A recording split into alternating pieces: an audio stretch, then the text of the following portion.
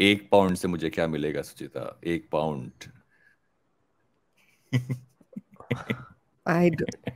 I don't even like, you need to prepare me for these opening statements of yours. I'm not even joking. I feel like I need like something like rehearsed and orchestrated. Otherwise, I will say like stupid shit and then force Jalasmi and Vishnu to edit it out.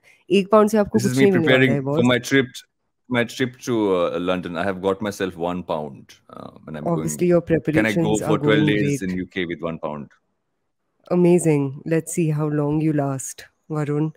But how are you, man? Are you all set for your holiday? I'm all set. Wow. I'm thankfully not hungover, but my throat's recovering from a late night binge yesterday.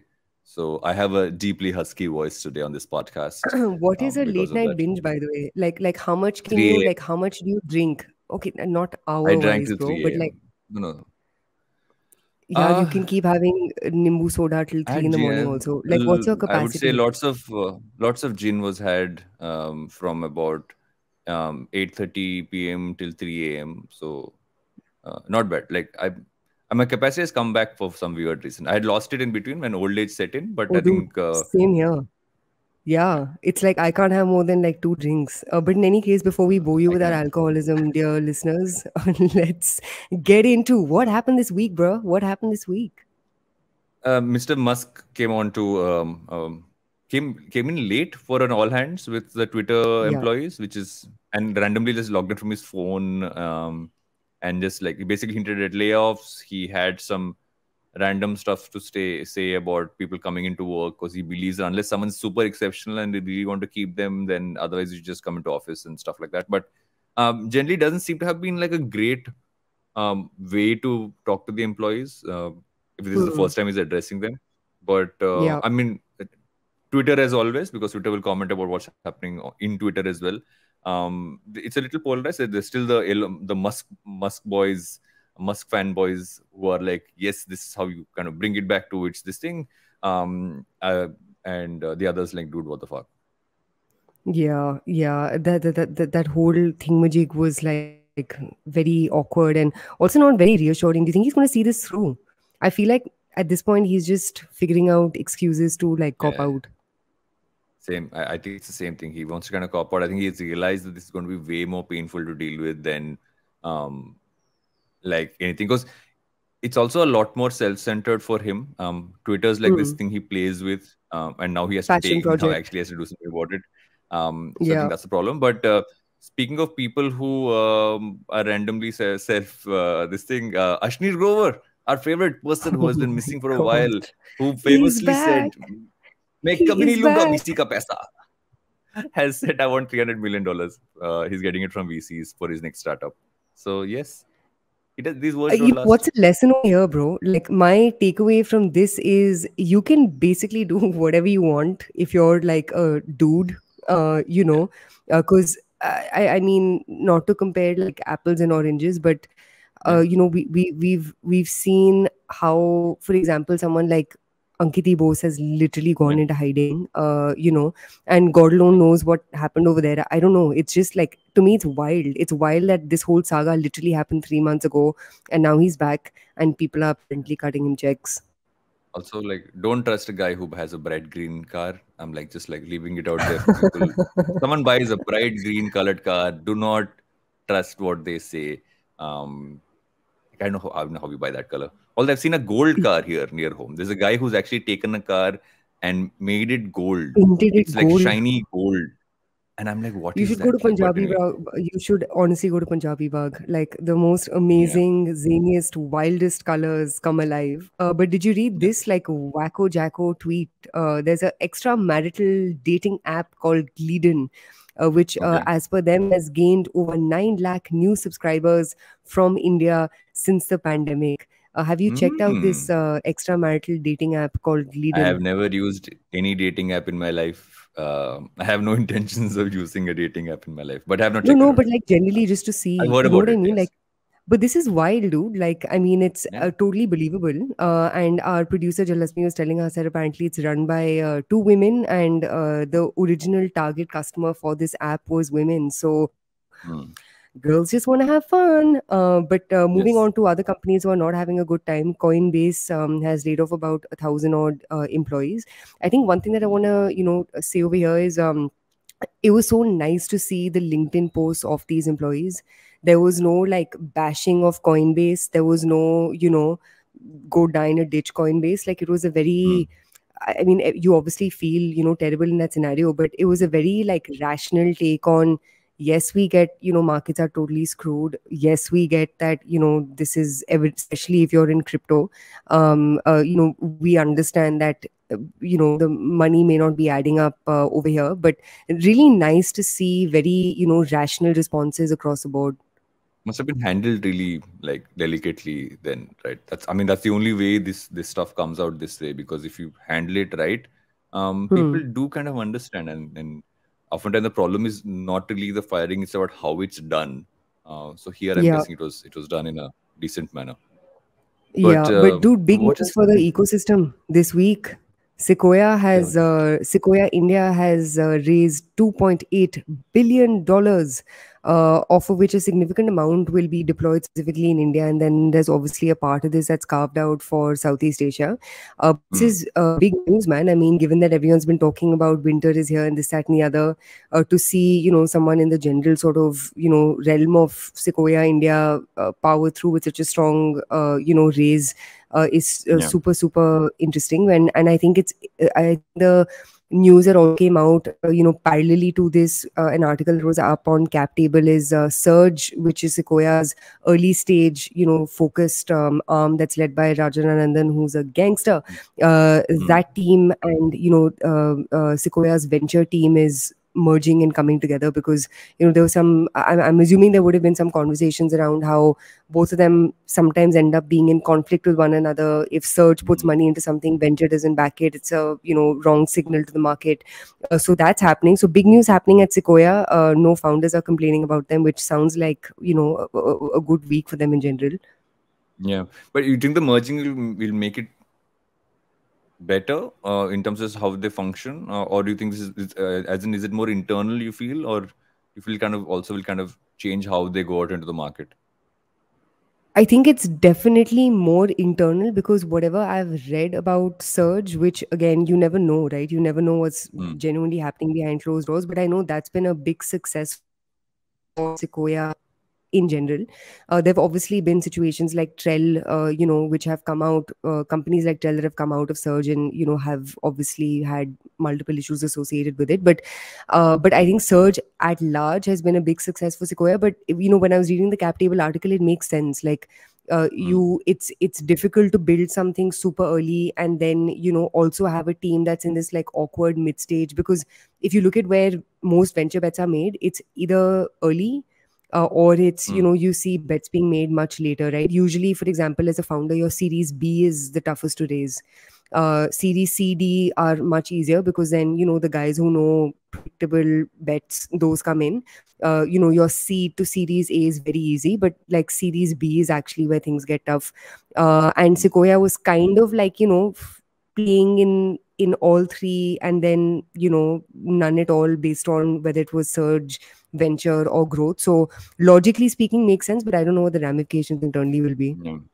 Actually, a lot of stuff has happened this week. Mr. Binny Bansal has made a lot of money this week. Tencent Dude, bought his stake of Flipkart. for only not £1, but $247 million, not even rupees, Mm. dollars. So Binny Bansal is making money and you're stuck with £1. How does that feel, £1. Varun? That's How what I does have. that feel? Does not feel good. I need to do something about it. But what has happened? What's happened? Oh, Netflix is making a live version of Squid Game. They're basically doing a reality show, game show version of it. Not obviously going to shoot people in the head, but I Hopefully. think all the other stuff will happen. I think it's a good idea. I mean, we've spoken about the Mr. Beast thing in the past, so that worked really Yeah. well. This could be a nice way for them to kind of extend the franchise, and it's going to be fun. I would watch it. Would you participate? Yep. Is my question. You would participate? For funsies, yeah. I always wanted to. Did you ever watch that show on Nickelodeon? The one, what was it called? The slime. That no, that ancient treasures one where you had to like play all these, like temple Oh games. yeah, It yeah, was yeah. very I like forgot what it was. where in the world is Carmen Sandiego? Like it was inspired by that, but 100%, dude. Like this, So like I have actually IRL participated and put and produced game shows in the past. I've done this for Channel what? V, where I was even a participant, and I have hurt myself in the game show because I had to go down this slide and I smacked my bum at the bottom of the pool because I went down at so much force that I eventually they need to give me like padding on my behind to finish the rest of the thing. But it's a lot of fun to do game shows. That is the wildest and dumbest story I ever heard. I What went like is that even? down and What like is that smacked even? myself down, and so I had to give padding saying, okay, just in case you hurt your, to make Oh sure you my don't hurt God. yourself more. Channel V, That we is need this footage so we can blast it all over the internet. yes, I would like that's pay my big friend money though. just to acquire this footage. Yeah, and I might have like I some might have like some fun photos remix. online. I can actually find. I can find Oh my photos of me. God. Uh, yeah, But last but couple of pieces, and then we can get into intros. Chios apparently is looking to raise their Series C. That's what has been reported. Let's see if it's true or not. I really like Chios, and Raghav's yeah, a really good friend of mine. So, only joy if this news is true. And I think the other thing was, M&A of the week. Ship Rocket is apparently set to acquire Picker. Both of mhm, them again, competitors of sorts. I think Picker, if I'm not mistaken, does a lot of intracity. Shiprocket obviously focuses a lot on intercity. mhm. So yeah, you're seeing a lot of worlds collide and complementary partners come together. To do something interesting. So those are the other two interesting stories in the week, man. Yeah, and just before we get into what to talk about this week, we also got a lot of fun questions in from a lot of our listeners. So the end of the episode, we also going to like dig into some of those. Some really cool questions kind of came in from a bunch of them. I think we've let Just Me decide whose questions get answered. She is the boss on this one, so we will just answer the questions, but she gets to pick which questions come to our faces. I don't know why I said faces, but faces. But what are we talking about this week? What are we talking about? I am covering the Ordinary's launch on Nykaa and how the Indian company, which kind of copied them, called the Minimalist, how things will fare for them, and also general other news in the beauty world, which is Revlon's bankruptcy and Mukesh Hmm. Ambani coming to their rescue. And the other Yes. thing that I'm talking about is your favorite topic: startup solving Yes. for erectile dysfunction. But we Yes, will not Queen. only talk about ED. We will also just generally talk about how startups are, picking up these kind of like awkward, taboo topics and taking them mainstream. So that's me. What about you, brother? Lots of media news this week. The IPL rights, the auctions happened for the first time ever. We obviously have some interesting developments there, so we're going to dig into that. Also, going to dig into the unlikely winner, or so it seems like the winner of this entire streaming space is SonyLIV, where they've actually gotten the highest number of paying subscribers in that sense, right? So I think it's interesting. We're going to kind of dip into. And highest or second highest, if I remember right. But we'll get into that.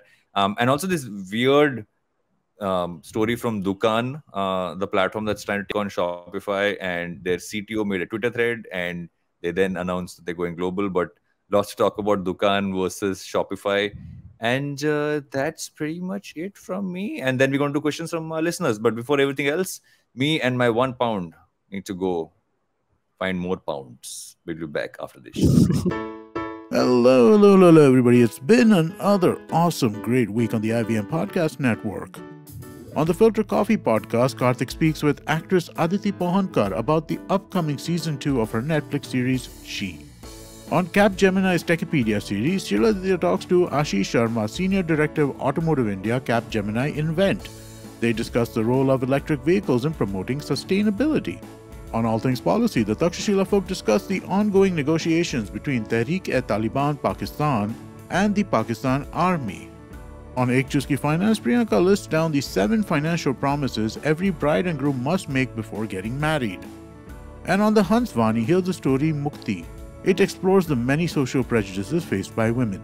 We got some exciting news for you. IVM Podcast has just launched its merch line, and you should check it out now. Head over to the IVM Podcast website, that's ivmpodcast.com, and click on the shop tab to check out our first collection of t-shirts. Also, do follow us on social media. We're IVM Podcast on Twitter, Facebook, Instagram, and LinkedIn. And remember, if you're enjoying this show or any of our other shows for that matter, please do tell a friend. That really does help.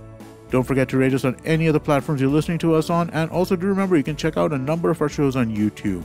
You can go to ivmpodcast.com/YouTube to get a list of the channels that we are keeping active. We also are doing a small listener survey. If you can go to ivmpodcast.com/survey to fill this out, it'll just take a few minutes and it really helps us out.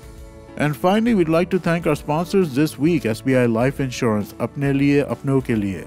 Jupiter, a digital banking app. Capgemini, get the future you want. Intel vPro, built for business. And Intel, future but now wonderful with Intel-powered laptops. Welcome back to Think Fast, where we are first getting into Suchita's favorite sport, cricket. She has long dreamed of being an IPL team player or an IPL team owner. Which team would you want to own if you could own one? I don't follow anything related to cricket. But yeah, I mean, hence I'm going to stay mute through this part of our show and just ask you a shit ton of questions. But if I had to own a team, I don't know, who won this year? Delhi Daredevils. Gujarat Titans. Gujarat Titans. Oh. Yes. No, but is the IPL still relevant? I mean, before we get into the story, does anyone watch this anymore? What's the sitch there? So the interesting part is that, right, this year the IPL added 2 more teams. And what happened because of that is suddenly went from 8 teams to 10 teams, and it just stretched the IPL really long. I mean, I've been an IPL consumer for the longest. I mean, half the time I'd watch a highlight of a match, if not the full match. But I would still watch almost every single match in that shorter form or the shortest form. This time I didn't. And that's actually the story across the board. There's been a genuine exhaustion of the amount of cricket that we always have going on. And there's an insider joke I heard from someone who works in some of the sports networks saying that we are now competing with the Saas Bahu serials. Because the same way how you get a serial every day, you will need to have a match with India playing every day. So it's become that now, India or something connected to the Indian cricket team happening, let's say the IPL. So there is genuine exhaustion, and I also feel people felt a little stretched. Plus, the IPL over the years has suddenly diluted this one core thing that makes leagues work, which is fans really, being loyal to one team. But the format of how they kind of rejig the teams, like every couple of years, and I forget the number of years, you can go through an auction again, and all the teams largely switch except for a few people they return. That takes away loyalty, right? You're loyal to players who are connected to certain teams. So some of the moves, I mean, it makes money sense because whenever these auctions happen, there's a lot of money that flies around. The auctions are fun to watch because you're literally watching bidding happening and all that stuff. But I think generally the big problem IPL will face, I feel, in the long term, is that how do you make people kind of stay and watch and have some form of loyalty? A lot of the matches are fun, but there are too many matches now. So I think that's a big problem this year. The numbers were lower. I think the watch numbers were lower, but they're still supremely high in general, right, compared to most sport leagues. So I think that's not a near-term problem, but in the long term, that will be an issue, which also kind of shows why the bid was so high. Like the collective sum is 48,390 crores is what was eventually the selling price of the TV plus digital. But for the first time, Sony had it before and Stars had it for a while now. The rights got split. So TV rights stay with Disney and Star. But the digital rights have gone to Viacom. The newly, focused on sports Viacom with Uday Shankar kind of popping in there, and it's going to be on Voot mostly. So it's interesting to see this split and how that would work. Also kind of will be good to see, does it really work on television more or on digital? Because I honestly believe it works on digital a lot more. That's how most people seem to watch the IPL. But enough of me giving you the information. What's your thoughts? So, I mean, one, like, I don't even know how legit this race was, because from the sounds of it seems like it was always going to go to, remember like when we first discussed the story and I'd asked you questions about Viacom 18 and how Uday Shankar, works, because you're obviously more embedded in that space than I am. But it almost seemed like it was a non-competition, and you kind of saw that happen, as a lead up to the bidding, right? Like, you had Amazon randomly sort of like peace out, Facebook not really being interested. Did Hotstar throw in their throw in their hat in the ring at all, or like They nothing, did, but there were nada from them? rumors that but there was a rumor that they did intend to not go for both or Hmm. go very high. I feel there was a Yeah. genuine focus, because the last time when Star bought it, everybody was like, that makes no sense. Like, even now, these numbers, I mean, you have to sell the matches, or in terms of this ad and the brands, Yeah. to a certain level, which is crazy to even have this make sense. But it is, I mean, arguably one of the biggest leagues in the world. So it still Yeah. gets these. But if you just even compare it, right, this kind of the overall thing has been sold for, if you look at it, I'm just looking at the numbers here, $6.2 billion is what it Hmm. amounts to, right? Yeah. And if you compare this to like the FIFA World Cup, Sony paid Hmm. $60 million for two FIFA World Cups. That's the difference Wow. in numbers. So That is insane. and that's the crazy part. It's like, look at other leagues, look at this one. It Yeah. obviously is an insane amount of money being thrown here. But the thing with the IPL is, no matter what has happened around it, it still is here to stay. What Hmm. my question is that at some point, this is not going to be financially viable. And at that point, what happens for the media networks Yeah. more than anybody else? Yeah, I think, I mean, logically speaking, if this is like, Woot's sort of like, hey, I am here, I exist announcement to the world, this is the best brand marketing exercise that they could possibly do for themselves, right? This is literally, I mean, if after all of this they have to spend even a dollar, not literally but figuratively, on any amount of customer acquisition, then this money has like definitely gone down the toilet. So I think the way I'd look at this is, from Woot's perspective, I think this is probably going to give them a larger kicker than, perhaps what like SonyLIV has had to do, which is really build things up brick by brick. Yeah, And from the sounds of it, it's not like, Uday Shankar or Mukesh Ambani really play long-term games if they can have, short-term gains, through big bold bets like this. yeah, And I don't know, it almost seems like it's a part of the general like universe of these two, characters in the story of who's going to win India's streaming wars, or at least make a dent, in the overall scheme of things. That's how it comes across to me, as an outsider. But this amount of money is absurd. Like, it's, yeah, yeah. I mean, I feel I think bad the for the two other Hotstar sales pieces. team. I think Hmm. yeah, exactly what's going to happen to that sales team. But what's also happened is, in the last few months, I feel like everybody kind of thought this is going to happen anyway. It's almost felt like this is a foregone conclusion that they would get it. Yeah. A large number of people on the production end, if you just Hmm. follow like people's updates on LinkedIn, have all moved to Viacom Sports. So it's a lot of Hmm. the same team. A lot of them have gone from Star Sports to Viacom already. Viacom's also started a certain amount of programming on sports, etc. But I think this is going to be the kicker. But what might also be interesting is BCCI is considering a women's IPL Hmm. very soon. It's going to be interesting to see how that shapes up, which means it will have another IPL. Might not have, because it still hasn't come to that level. But I think an IPL-ish format might help women's cricket, Yeah. because you've seen it come up a lot more in terms of just being present in periphery than before. So I think that could be interesting, and so on and so forth. But enough of cricket. What are you Yes, tapping please, into? guys. I can't handle this. This is like 8 minutes. You This can is handle seven it. minutes longer than I can talk about cricket. But let's jump into, obviously one more recent story, before we get into the ED space is, Hmm. I don't know if you saw, but Revlon apparently has filed for bankruptcy, and Yeah, I saw the that. rumor mills are flying that Mr. Mukesh Ambani, is likely to scoop in and, buy Revlon for, whatever, a dirt cheap price. It was Yeah. funny because a friend of mine messaged this to me yesterday. And I was like, what do you mean? He's going to buy their Indian subsidiary? And he's just like, no, no, no, no, no. He's going to buy the American Revlon. So, I mean, interesting to see, the general sort of Ambani ecosystem get out of just the typical Indian brands that you end up hearing them acquire, Exactly. and actually think about bets like this. But keeping that aside, another story where, again, all of this comes together is Minimalist is this Indian brand which got a lot of criticism when they launched, because they were this blatant copy of a very successful international brand called The Ordinary, that I think was bought by Estee Lauder last year for close to $1 billion.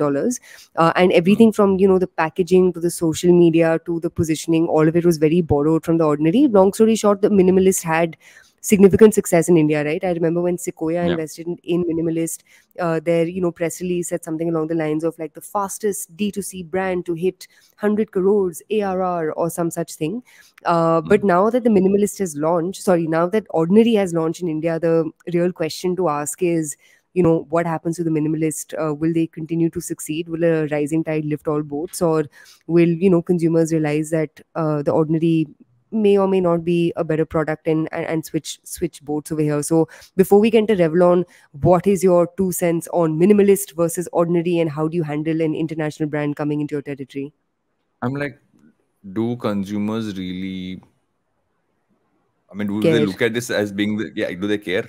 It's another Hmm. brand for them to kind of pick. There are too many brands in this space anyway, Yeah. and they might just pick one or the other. It's going to come down to it might not come down to branding anymore. Hmm. Also, but actually, weirdly enough, if I had a choice between a brand called Minimalist and a brand called Ordinary, I might pick Minimalist just from like a name perspective, right? Hmm. And I'm just talking very bare bones, like brand this thing in that sense. So I don't know if the larger consumer cares unless it's a consumer who's aware of Ordinary from, like, say, Yeah. how they are globally. I think a regular Indian consumer will just look at values, look at branding, and just pick what makes sense to them. I don't think it's going to affect the minimalist business as much as we would assume. I feel that the larger market being crowded is what might affect it a lot more than just the Ordinary coming in. My question is actually on the other side, saying how will the Ordinary show differentiate itself, because they've come in later. Hmm. So some of us know this is an international brand coming to India, but how do they differentiate themselves from the Minimalist who's already been here? People Hmm. might think of it the other way around if they weren't aware enough. So I would say the pressure is a lot more on the Ordinary than it is on Hmm. Minimalist. I think that's an interesting way to look at it. And I think one genius move for The Ordinary was, so typically their products are priced at in between 800 to about 2,500, Hmm. $3,000. They've actually priced very competitively in India. So the price of their Nice. product in India is 500 rupees upwards, which I Hmm. thought was a super super super smart move. I think the second thing where, as much as I love Indian beauty brands, there's a beauty blogger called Komal Basit who actually said this really well, where her basic thing was the biggest problem with Indian beauty brands is like consistency and efficacy of products. Hmm. So, everyone starts with these, great dreams of my product will do Yeah. this and that. And especially, the space that Ordinary and Minimalist is in, they are actually performance beauty brands. So the Yeah. only reason, it's not like it's a fucking moisturizer, right? Where like Yeah. performance is equal to, is my skin creamier than it was 5 minutes before? This is Yeah. literally like, are you reducing my acne? Are you removing, acne marks? Are you, clearing or minimizing my pores? So, and I think that was the Ordinary's genius in the US, right? And in the international markets, where Hmm. it was genuinely a high performance, high efficacy brand brought to customers at super super super competitive prices compared to the American counterparts. And I think the thing that this will come down to, in my opinion, is two things. One is, can the Minimalist actually live up to the value proposition of its brand, and can its Hmm. ingredients, its supply chain actually deliver what it needs to deliver, versus this large brand that now is under the portfolio of Estee Lauder. um, Hmm. in fact, I was going through a couple of Reddit threads, which our producer Jalasmi had shared on that doc, and what was interesting was, the Minimalist apparently, and a couple of customers were complaining about this, but the Minimalist doesn't talk about who they've got their certification from. And this was another point that came up from, that, beauty blogger Komal Basit, who said that the biggest problem in India is there's no certification for authenticity of products. So you're saying, this product has 3% peptides, but, does it actually? In the US, you can get sued for this shit, man. Like someone just won Here some there's nothing suit. like that. Yeah, like over here, there's nothing like that, right? So I think for better or for worse, a lot of Indian beauty and personal care brands have unfortunately, built their companies on the assumption that, inhe kya parwa hai, right? Like as long as it's cheap and, as long as it's like 10% better than the next best alternative, log khareed lenge. But, more than just the ordinary versus minimalist, I think with more international brands coming in, and you've seen Nykaa do a good job with this with like Huda Beauty, Charlotte Tilbury and the likes. What really, Indian brands will have to really up the ante either on their formula or on, how they think about their distribution. So, if I were the minimalist, I'd really think about how is my distribution going to be different from the ordinary, because the ordinary will have bigger budgets. The ordinary will have the capacity to, jump in. No, I was saying that also the type with Nykaa really helps them, right? They can be a lot more front face. Yeah, 100%. And I think, segueing into the other part of the story, which was Revlon's bankruptcy, I think for me, one big sort of takeaway from this ordinary versus minimalist conversation is, what happens when beauty brands become irrelevant. I was reading this really good article on Business of Fashion about, Revlon's bankruptcy, and the biggest reason for them basically going bankrupt is over a period of time, they just became irrelevant. And then they tried everything to pump up the brand, right? Like they did this collaboration with Megan Stallion, who launched like a set of products under, the Revlon sort of umbrella. They launched this very weird Gen Z focused brand called Flesh, which was supposed to be a sub-brand under Revlon, which also, didn't really end up going anywhere. So question for you, man, like with beauty becoming so competitive, every celebrity and its mother launching a brand, how do you really see differentiation, existing? I feel that at some point branding is getting tougher in the beauty space, because as much as you want to differentiate, you're largely focusing on the same set of parameters. I think it's gone down to like nitty-gritties of really tiny differences. So largely it is going to come down to the product. End of the day, as much as you might do on branding and advertising, and that gets you the eyeballs, right? You got to do that for sure. I think branding in today's world is more important than performance marketing, because performance has slowly, like I think especially for the digital first brands, has really become this problem where it's no longer working. Especially with like what Apple did and what Google's kind of done across their cookies and all that stuff. So branding super important, but I feel in the long run, people are sticking to brands where they actually like the quality of the product, and they actually want to keep buying it, because you will do one purchase, but that repeat purchase only happens if you like it. And I feel that's really going to be the key here, which actually might be a good thing for some of the older brands, because they've had years of experience in doing this, but they're not nimble enough. I think the problem with a lot of these things you said, like you're launching so many brands and products, is that you're trying to jump onto trends. And at some point, you got to jump onto trends in a nimble fashion and not in a conglomerate fashion. And I feel that would kind of have hurt Revlon, is because once you have too many layers in an organization, for you to kind of jump onto a trend, you spend way more than if you're a smaller company. So I feel for the big guys, they got to understand how to kind of jump onto trends in a slightly nimbler fashion. But I feel that in the long run, and you mentioned this with the minimalist as well, the quality of the product, consistency of the brand, and also really like,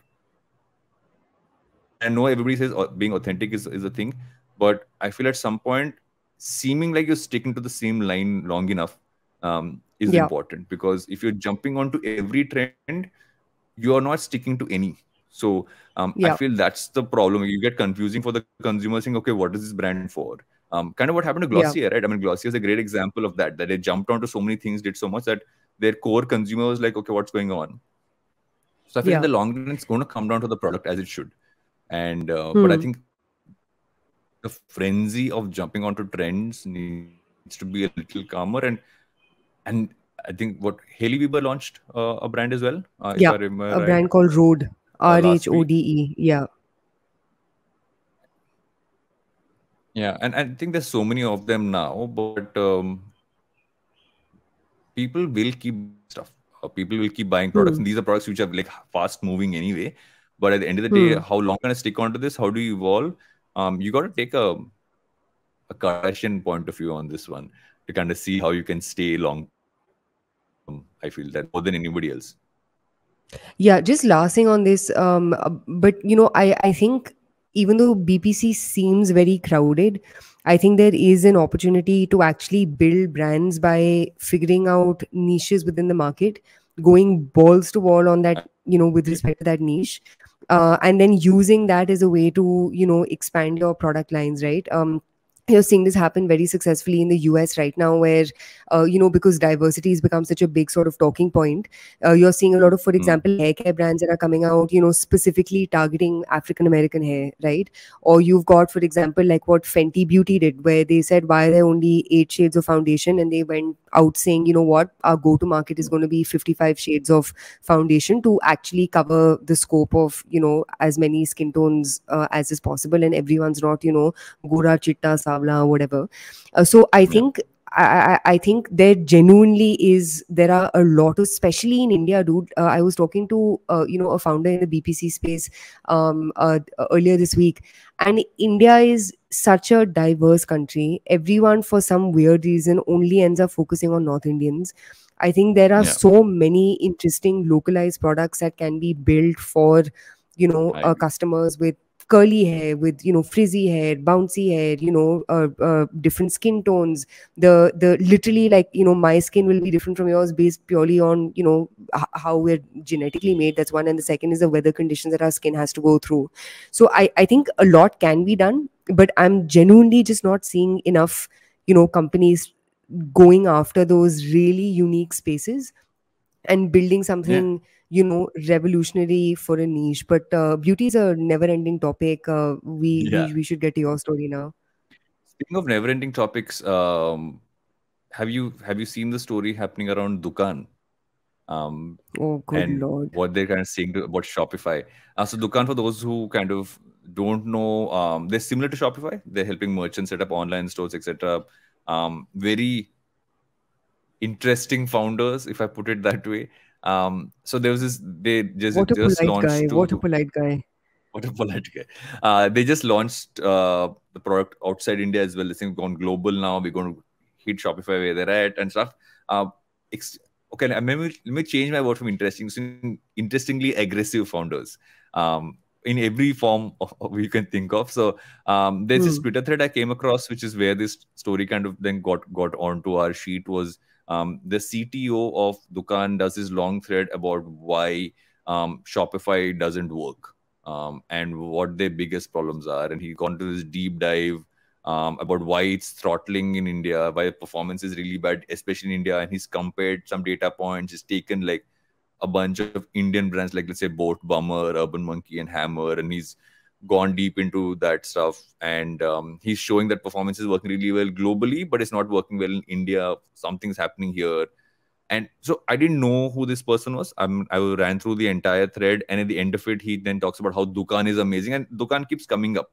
So at some point, I went to his profile. I'm like, one second, you're a competitor. You are literally making a thread about showing how bad Shopify is, although Shopify is a dominant global player in this front. Um, Yeah. I don't know, bit like under the belt way to do it. Would you rather? I mean, I can't expect classy, but I'm like, can you just be like normal? you know I mean, first, like, the first discussion point over here is behavior, right? Yeah. And what I found absurd was, there were a bunch of, obviously, tech bros retweeting Mm. his tweet saying, wow, what audacity, is bande mein dum hai, he is going after a Shopify, with this like great tweet thread, blah blah, bullshit bullshit. So so one part of it was just like, dude, forget low blow, not low blow, whatever, right? Like, it's just like, man, chill out. This Mm. this like random, nitpicking, contextless. He obviously gave a lot of examples and this, that, and the other. And genuinely, dude, maybe their technology is better, but there are ways to demonstrate that, like through case studies, Yeah. right? So one part of it was just like the clickbaitiness of it. Um, just seemed like this, strange growth hack that could be a one-hit wonder. But I don't know how much, brand adoption they got through this. The second problem that I have, which is, it's not even a problem, but, I'd encourage these guys to think about this is, if you genuinely want to solve for D2C, right? Step number one, understand what D2C is. And if you genuinely want to be Shopify's competitor, understand how they build their business versus, and I'm not saying they don't, but like, from this thread, apparently that's not what came out. I don't think Shopify's, a competitor is going to copy paste Shopify and beat them on performance.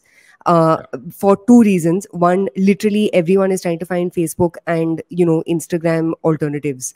So if your whole thread is about how I will help you get better CACs on Facebook and Instagram, which is literally what it came down to, that's a really 2010 problem statement to solve, because now the conversations evolved, bro. No one gives two shits about improving their FB and IG CAC, because everyone's focus right now is how do I find an alternative to, these two platforms that are just becoming a drain on my money and resources. That's number one. Yeah. And second, dude, is if you study Shopify, what was Shopify's success? You tell me, what was Shopify's success? As you can tell, I feel very strongly about this. Varun? Is he dead, guys, or is it my internet? No, my internet just like flipped around. Am I back? Yeah. For me, Shopify was honestly a way to was an alternative to Amazon, because everybody was on Amazon and you were stuck in this entire sea of a marketplace. And you say, I could actually own my own store, control that data, and kind of have the consumer experience not leave my platform. For me, that's what Shopify started as. So Shopify's genius was that they did what very few companies, SaaS companies actually do, which is they built a market. D2C was not a fucking competition. It was not a terminology that was used up until Shopify came around, right? So Shopify's genius was that they went after a set of merchants in certain, like if you look at the best performing merchants on Shopify, right, they're all in lifestyle categories. They're in categories like beauty, fashion, etc., etc. So if you look at what Shopify did, they actually created a quote unquote class of merchants who now are popularly called D2C brands. And they built technology for this class of merchants. And the type of merchants that they went after was a solopreneur. It was meant for an entrepreneur. Shopify is all about that entrepreneurial spirit. So if you genuinely want to beat Shopify, my friend, you need to find another merchant cohort. You can't beat them on the game that they fucking invented. So I think just from and I know I'm very riled up about this, but it's like, come on, just the attitude man. Also, Dude, one is attitude and the second is soch to low, bro. At least understand your space. You've done this fucking thread and you are saying that you're going to, compete with them internationally. Kudos to you. And I, genuinely hope that they make a dent, somewhere, because God knows it would make all of us proud if, an Indian company came up and was actually like what Freshworks did, right? And is actually able to make a dent, like what Freshworks did to Salesforce. Could Dukaan do that to Shopify? Sure thing. But at least understand the space. And I think that I will end my spiel with one small thing, which is Shopify is not even it's not even the only biggest SaaS platform for sellers that's out there. There are many other, alternatives that exist. And I know Shopify is the most popular and trendy one. But long story short, if you genuinely want to, if you want to beat Shopify, the thing that's going to help you beat them is not making a faster freaking website. It is you literally either help merchants find differentiated distribution, channels and strategies apart from Facebook and Instagram. And the second is you create a class of merchants that is special and unique to you, which his thread doesn't do. And with that, my friends, my debate is over. And that's the bottom line, cause Suchita says so. Mic drop. But in any case, a shout out to Bhavesh Rugwani, who tagged me on a retweet saying, please talk about this on Think Fast. So Bhavesh, we have spoken about this. Rather Suchita has spoken about this. I'm so sorry, guys. This it just really hurts my heart, man. I know. But we've been told we need to go for a break. So we go for a break and we'll be right back on Think Fast.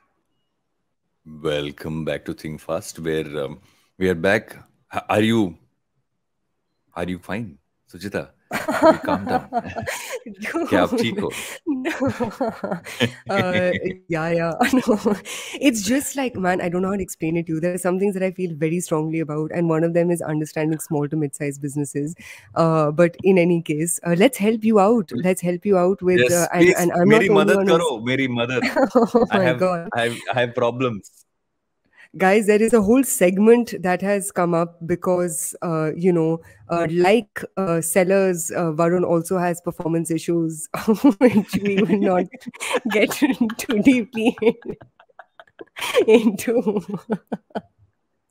But in any case, keeping our, I feel like, we should do like an Indian version of Superbad, where like I'm Yes. Jonah Hill and you're Michael Cera, and we basically like recreate that whole movie. I think it'll be amazing. Yeah, But idea for a guys, promo for this show, guys. of course. But the story you guys are talking about right now is startup solving for erectile dysfunction. And you'll obviously hear a lot of terrible jokes. So if you are very ram about these things, guys, please shut your ears or just fast forward to the next segment. But Varun, I know the larger story over here is ED, and I can keep making fun of you, over this. But don't you find it like really refreshing and nice that, conversations like this have Yeah. become mainstream? Yeah, I think it also kind of came from the fact that if you look at a lot of these companies, they started off with a topic which was an easy way to get in, which was hair loss. Hmm. If you look at Man Matters, a bunch of them, they got into hair loss. They progressed towards, let's say, ED and like say piles and a bunch of other things like gut health. Also, you don't Hmm. say piles, you say gut health. You're gonna get in through that. So you also kind of have to thank a lot of the startups in the West who started off this whole trend, right? If you look at for Hims, Hymns. Yeah. him, now it's Hims and Hers, right? I think the two brands Yeah. which they have, if I remember right. And they also kind of saw the opportunity, and so we've kind of said, okay, let's bring that to India. How do you bring it to India? But I think it's refreshing for sure, because these are problems which are always like very like, when you go into like a medical shop and they would give you, I never understood why sanitary pads have to be given inside that brown packet, like Yeah. something you have to hide, or even condoms. But I think at some point we've gone beyond that weird brown packet, which is slid Yeah. to you like it's some like contraband that you're getting. Yeah, no, 100%. And it's not just, categories like, the ones you mentioned, but for instance, you're seeing, investments in spaces like IVF, you're seeing Yeah. investments in spaces like PCOS, menopause. So you're seeing all of these, very like awkward phases of a human's natural life. You're seeing a lot of those become fairly large opportunities that are also attracting venture capital, which is fantastic to see. In fact, I'm forgetting the name of the company, but I know Sequoia recently invested in this general space of IVF and pregnancy at large. You've also seen companies like what are they called, PSafe and Mm. Sirona, etc., pick up conversations around menstruation and menstrual cups and this, that, and the other. So and it's fascinating because to exactly the point that you made, I remember even like 6-7 years ago when I would go to the chemist to pick up a sanitary pad, you'd be a little embarrassed, right? Like you'd wait Yeah. for like people in the chemist to leave, in the chemist store to leave, and then sneakily pick up that whisper packet, put it in a brown Mm. bag and then snicker off. But it's just really, I don't know, maybe it's only a tier 1 phenomena right now, but it's just very refreshing to see this general change in narrative, and also confidence that people are getting to talk about awkward topics. And just one small thing over here, you're also seeing the conversation not just limit itself to a company's website or their app, but even their social media is very Yeah. Influencer strategy as all well. in. Yeah. And if you think about it, making them digital focused also helps, because at some point you couldn't have it on hoardings, you couldn't have it on ads because you were worried about just like how people can take it. Perception. Here you can kind of like focus a little bit more, put it online. People feel less pressured when you don't have that creepy store uncle look at you like, "Acha, condom chahiye." Like almost like, "Oh, I know what you're going to do." I'm like, "Of course you know what Yeah. I'm going to do, you idiot. That's why I'm buying it." Yeah. But I think that barrier has kind of been taken away as well, which helps, especially when it's a problem. Like I feel that the whole hair loss part, right? People would not go Hmm. and buy, let's say, biotin, etc. Now it's become like commonplace. I mean, everybody uses biotin and everything else. Yeah. And I'm a huge gummy consumer, so I will stick to that. At some point, we have lost Suchita here. She is just And circling no, for. no, I am here. I cannot see your video. I can see your video. Acha. Um, a- and so, actually, I have a larger question for you. While these are very specific cases, they go more medicinal in that sense. Do you Hmm. see this as a larger area of growth for wellness? Is this where wellness is really going? Rather from the not the broader, let's say, let's go plant protein, let's go, Yeah. what's the other one which is now everybody's kind of doing is collagen. Collagen? Collagen. Yeah. Yeah. Yeah. Yeah. For your like hair and Which your I, nails and yeah. skin and all of So that. I got targeted for Korean marine collagen. I'm like, 1 second, what Oh, is this? I I'm don't know. considering It's it. I what the think my skin BTS needs guys it. drink. Yeah, My it skin really needs it. does, especially now that you're inching towards 40. No, but we've discussed this in past episodes, but I think the thing that makes this space so interesting is, literally my little spiel right before the break was about how actually the need of the hour is finding new channels of customer acquisition, right? Not just Mm, counting on Facebook and Instagram and, ending your like quote unquote D2C journey there.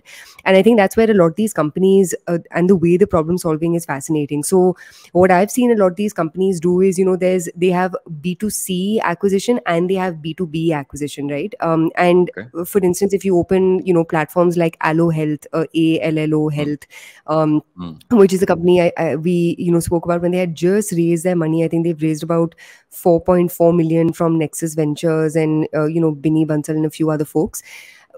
Their customer funnel is fascinating. So what they really do is they have to mm, work very closely with doctors and with experts in the field, because some of these medicines are above the counter. Some of them require some amount of prescription, etc. So I think the thing that makes this space very interesting is that it's not just I'm running an Instagram ad and getting an order. It's a mm, lot of like I'm creating a network of doctors, experts, who will who basically create a layer of trust in between the brand and the customer. There's a lot of B2B over here as well. So for example, I won't be surprised if the next time you go to a dermatologist or a doctor at the nearest hospital near you for something that's more superficial, for the lack of a better word, you'll see doctors the same way they prescribe like Dolo, right? You'll see doctors saying, hey, why don't you try this Man Matters ABC XYZ. So the fascinating thing about this space, and as a marketer, it's just such a fun space to be in, because you need this layer of community building to happen in the middle, and the community is this yeah. layer of like doctors, dermatologists, or whoever else. And that's where the space gets, it's an interesting like problem statement to solve. You know what I mean? Like marrying both Yeah. the B2B as well as the B2C. So more than just very specific verticals of like pregnancy, menopause, PCOS, ED, etc., etc. I think the thing that's, I would love to work at a company like this, just because I just think it's a really fun marketing problem to solve. And the marketing problem Mm, isn't just limited to IG ad chalalo, but it's how do you build a mm. community of trust around the brand, and how do you use that community to actually over time bring down your customer acquisition costs, and obviously drive repeatability. So that's my 2 cents on this space. Do you want to add something over here? Yeah, but I think what's also interesting is that the consumer has evolved, right? Hmm. At some point, and I think the consumer now wants options, and they're seeing options on this front. I was just literally opening up websites of some of these brands while we were talking. I realized that they've all taken the doctor route. Yeah. So they're almost medicinal in that sense, using consultations, using all of that stuff. And I think there's an other side of wellness which is largely going towards how beauty and hair and everything else in that sense. But this seems to be a space which has so much more opportunity. I mean, we spoke about beauty earlier being being a crowded space, but this seems to be a space that actually has room for a lot more players in it, Yeah. which kind of maybe don't even veer towards one or the other. But I think picking a specific niche, going deep, it can still make you build a really solid business. I think that's a big opportunity here. And one small thing, and last thing on this, and then we can get on to Sony Live. But one small thing over here is just imagine the number of data points that these companies will have about very specific, Mm, quote unquote issues, right? So Yeah. like imagine having so much proprietary information about, you know, postpartum care, for example, or imagine having so much proprietary information, you know, about how men think about sex. The Yeah. thing that does for you is it just enables you, it enables you to build many more products that may not come through, you know, preliminary data, or, you know, those typical reports that, you know, everyone and their mother end up reading to, you know, determine what the next big spaces will be. So just lasting on this, but just the amount of proprietary data that these guys Yeah. will have, because they have that layer of consumer, doctor, etc., etc., and how much they can build on top of it. I think that's what's, you know, fascinating about these particular categories. Just one last thing to add. I think this is a story we should do maybe sometime down the line. Is we need to discuss how someone like an ultra human with their biomarkers could actually be Yeah. interesting for a company. Which I'm going to get out of the cyborg program. The product just came in. I'm going to start putting that sensor on once I'm back from London. But I feel it's interesting where you can actually have data and then you can base products basis that. There's a lot Hmm. happening in this space which can kind of happen. Yeah.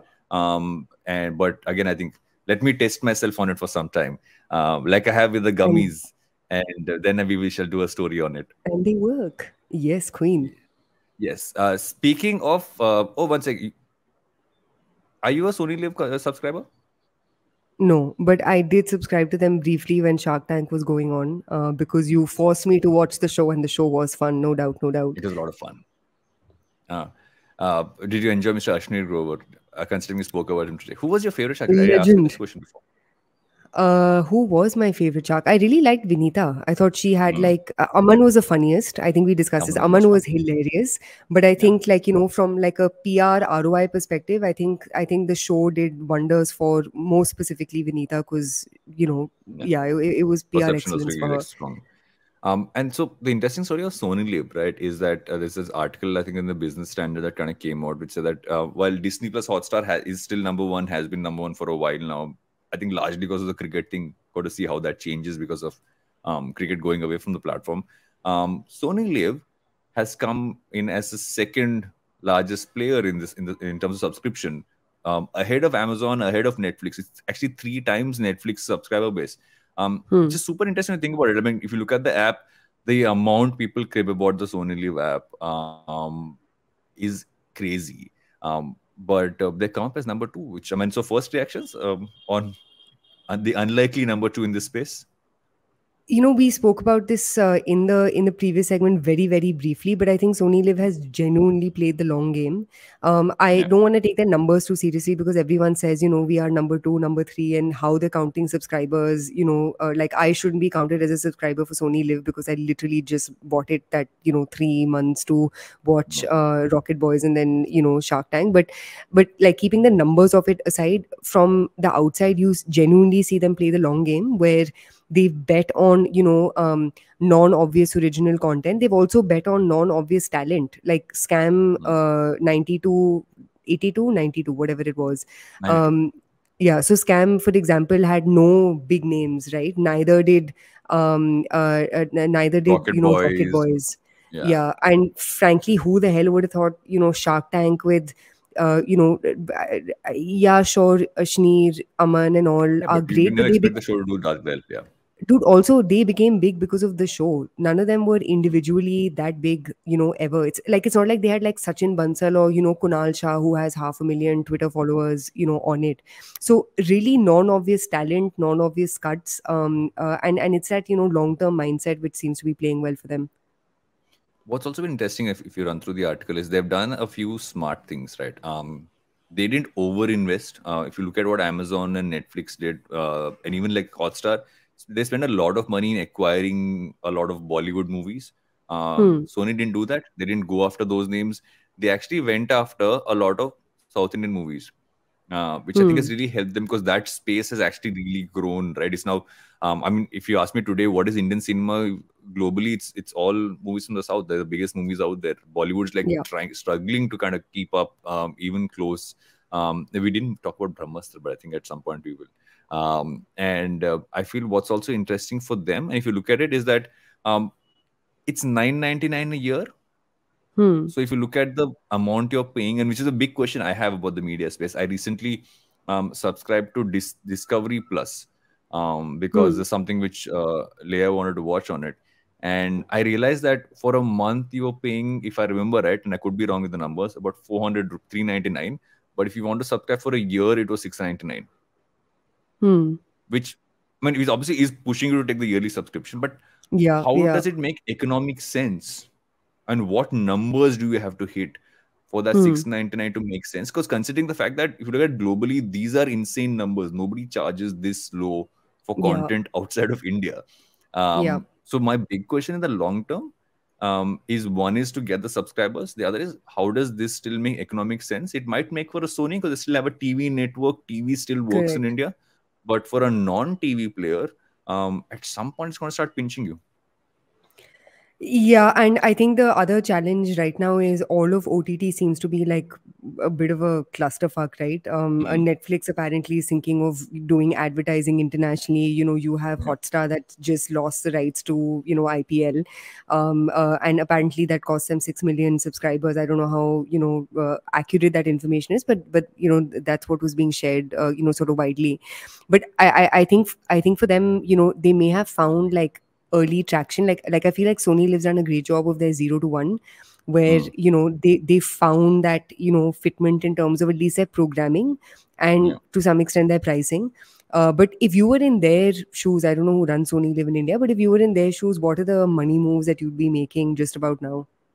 um Make the product better. I feel at some point the product has to get better, and I think they made some slow strides there, but a long way to go there. But largely kind of Hmm. focus on the strategy, don't overspend. Also, they're going to be merging with Z soon. So what does that do to Z5 versus Sony Live in that sense? Will it all become Sony Live? What about all the stuff that Z's been acquiring and doing? Because very different strategies, right? Considering a Yeah. lot of the Z5 shows are created by Alt Balaji, which started off as a streaming service, but now seems to be providing more shows than Yeah. creating. So there's a lot going to happen in their space, but just kind of stick to the basics. I feel the strategy works, but I don't know about the price point. And I think Hmm. what also helped in the early days, I'm sorry, I cannot do anything about the dog barking in the background, but is that they actually had a lot of cricket as well for a lot Hmm. of India's overseas matches, where a lot of the cribbing happened because when you were comparing watching cricket on Sony versus watching cricket on a Hotstar, it was such a substandard experience that people would crib about it on Twitter all day long. Yeah. So yeah, so I feel like they kind of stick to the same, but they need to make some more shows, I would say, like a Shark Tank, etc., which kind of latches on to a larger set of people. Hmm. But be smart enough with some of these real focuses. I think the South is where they can actually really make a difference because they have a lot of subscribers from the South. Gotcha. And they And have with Kapil that, Sharma too. Thank you, Jalasmi, for letting us know. oh, Yeah, I Mr. cannot still watch. Kapil to I the watch it rescue. occasionally. I watch it Hmm. occasionally, but it stopped being funny a long time ago, if you ask me. Kapil Sharma stopped being funny a long time ago. But we have done all of this. Should we get into questions from our listeners now, or do we have any more stories to talk about? I think we have to take a break and then we get into questions from our listeners. चलो लेते हैं break, उसके बाद आएंगे वापस आपके questions का answer देने के लिए. See you after the break, guys. Welcome back to Think Fast, where we're going to answer some audience questions. We got a bunch of really interesting audience questions in, so we're going to go through a few of them. Let's do the first one. The first one's from Swati Sharma. She says agencies want to hire young, fresh folks who are impressionable, full of energy, and more likely to stay for longer and build loyalty. But sadly, no senior folks have the time to train or mentor them. Achha, I'm guessing this is straight to me. Have you struggled with Yes. this at the Glitch or any other experiences? I'm trying to build a solution for this and would really appreciate your input. I don't think that young people do want to stay for longer. I feel staying longer and loyalty are some of those things that haven't really been a thing. I would say in for a long time now, right? You're looking at the opportunity, you see how much you grow, you're seeing how much you enjoy the work that you do, and how you can see yourself progress and move ahead. I would say learning development is one of the biggest problems in the agency space because you can't allocate a lot of resources towards it because everybody needs to work on the business. But at some level, what's become interesting is that if you work with the right set of clients, if you work with the right set of clusters and you structured right, there's enough learning on the job you can actually do. The problem is when you work in too wide a structure where it's like that old school pyramid structure, you're going to learn less. But if you work in clusters, it's what we've actually done over time. We center a lot of teams around brands which we have, and that really helps in L&D. And we try to build some pieces around it. But I don't think large-scale L&D programs work. Give people opportunities to do stuff, do certifications, do courses, etc. Figure a way for the company to contribute into that helps a lot more than building your own L&D system, because that's an expense. There's enough resources out there. That's at least my perspective. Thoughts from your end as well? Sir? Great question, Swati. Dude, you're in the agency space, so you know the length and breadth of this. But I don't know. I think one small addition that I'll make to this is, and I think this is one space where we've improved a lot. But give people a point of view on where their future is headed. I think when you're at the bottom of the rung, right? It's easy to. It's very easy to not just be like overwhelmed, but also to not really have, career clarity. And unfortunately, for some dumb reason, people think career growth is equal to moving to another organization. Yeah. But it could be, moving to a different role within the same organization. And I mean, I can give this to you in writing. I don't know a single founder who is not thinking of employee retention. Maybe not all employees, but you definitely want your, best performing, most contributing, hardest working employees to stay. So put your hand up, ask for more opportunities, and as a manager, give folks who work with you an understanding of where their career is going. So that's question number one. Thanks, Swati. A good question. Question number two: what product or services categorically should upcoming entrepreneurs consider for the future? I mean, do we have an entire episode for this? She wants to. Harsh wants us to have a discussion about it. Harshita, we are way over our allotted time for this episode, so we will not be able to have a long discussion, but Varun's going to tell you his favorite sector, which is... I think there is a gap in the wellness space more and more. And I've actually got this insight from my dear co-host who has told this to me. And I think there's a gap there. There's a lot that can happen there. And I feel that there is a way to make that a digital first business, but yet have a product there for many people. But if I had to pick another one, I would say what's really undertapped right now is still... weirdly enough, I would say EdTech right now is not EdTech at all. I feel that through EdTech hasn't been built yet. We've just figured a way to put tuitions online. And I feel there's still an opportunity there. Yep. And if I had to add to that, 100% agree. I think, more than wellness is one part of health, but I think, health hasn't got the attention, it necessarily deserves. And I think one part of it is also because it's that whole thing of, is health a public or a private good? Medicine at large, is it a public or a private good? Is it something that, should be, provided, subsidized to, consumers, or is it something that, you can make a profit off of? And I think that's where, these spaces that we just discussed which we discussed in the ED segment, I think all those spaces are genuinely very interesting to solve for. And not only are they interesting, like quote unquote medicinal or like health related problems to solve for, it's a marketer's delight, man. Like it's so, you know what I mean? What a fun problem statement to like not have the option of spending money on Facebook and Instagram and genuinely using your brain to figure out, how can I genuinely build modes of distribution? So I think that's one. I think the second thing, which I love that we got from Meeta Malhotra in our earlier on episodes, but I think there's going to be a move back to basics in this whole consumer brand space. I think there are a lot of basics, which for example we've seen Decathlon do a very good job for solving for, where they've just taken basics of like athletics or outdoor exploration, blah blah bullshit, and they've given it to consumers in a cost effective, standardized and efficient way.